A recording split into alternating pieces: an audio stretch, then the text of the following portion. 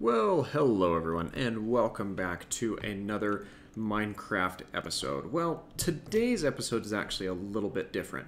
As you can probably tell, we are in a creative world, and that's because we're having a look at the most recent snapshot. Now, the snapshot is mainly a snapshot for bug fixes, other things, testing a couple of things out, but there is a new mob that has been added into the game.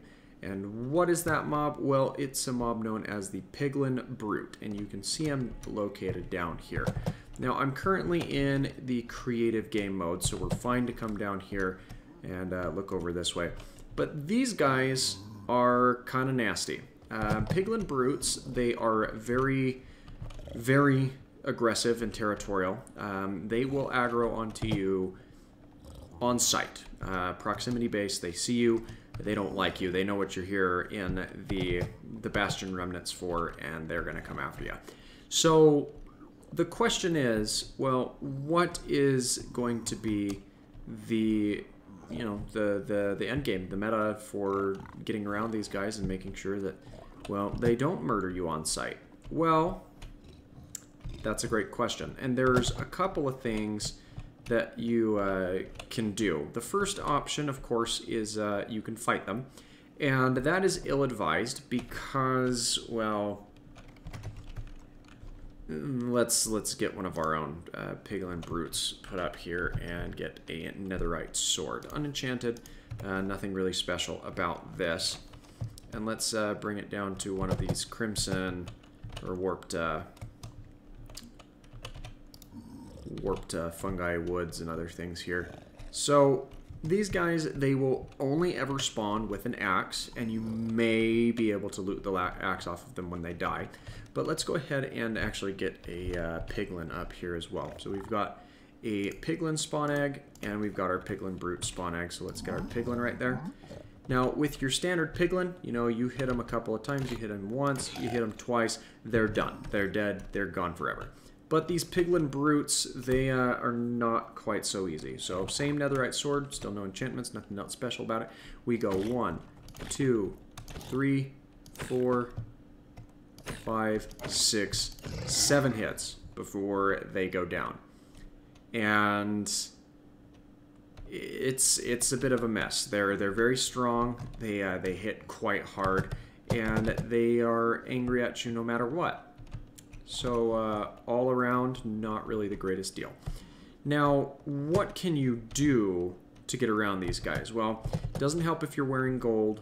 It doesn't really matter. And these guys will make a lot of your Bastion looting endeavors very difficult to do. So here is my proposal of what you can do. Let's go ahead and get ourselves a splash potion of invisibility.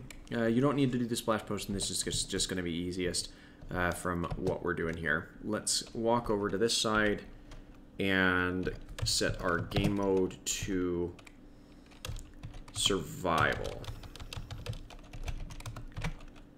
And now piglins are not going to like me because I'm not wearing gold.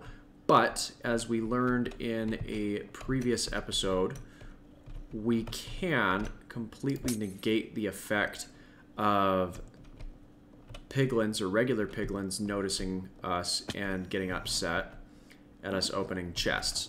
Now, this does not apply to the, well, it does and doesn't apply to the Piglin Brutes. Let's go ahead and give ourselves some fire resistance real quick. Effect give.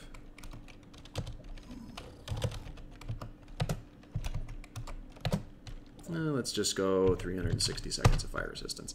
Mainly because I don't want to have to mess with this. Now, these brutes, they, while I'm invisible, they don't really know that I'm here. They might be able to see the smoking or the embering that's on me currently. That does not appear to be the case. So let's work our way around these guys. Now, one thing that's kind of scary with these brutes is even though they cannot see me, if I get too close, or if I brush up against them, they're still going to lash out and they're still going to hit me.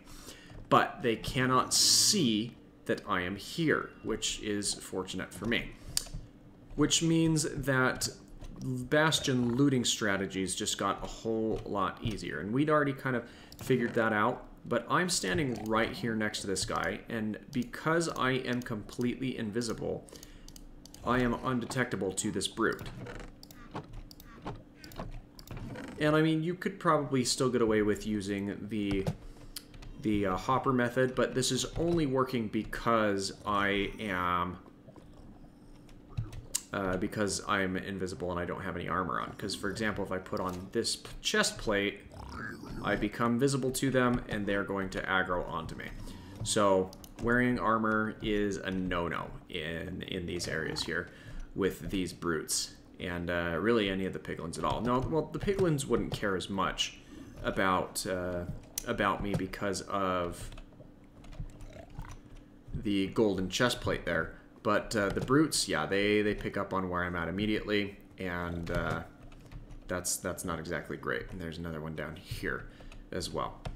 But that is my hot take on what you can do, or the adjustments that you can now make to your Bastion looting strategies, because, well, you're going to need it. And you know, pivot it around here with the expectation that you could see me, but you can't. But that's my recommendation for Bastion looting strategies and getting around or getting away with not having to deal with these brutes where you otherwise would be forced to, as if looting bastions with regular enchantments wasn't already difficult enough. Now, you probably could just you know, take them out by hand or go around and hunt down the brutes beforehand. But that's that kind of takes some of the fun out of the overall adventure aspect of it. So, or it would not doesn't, but that would be a significantly more difficult path to go down. So just make sure that while you're invisible, you don't brush up against anyone, and then they won't lash out and hit you. So, all things considered, give these guys some space.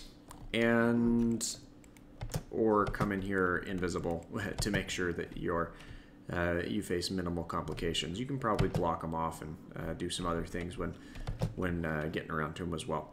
But that's my take on it. So let me know what you think in the comments down below. Are you excited about these brutes being added? Are you terrified at them?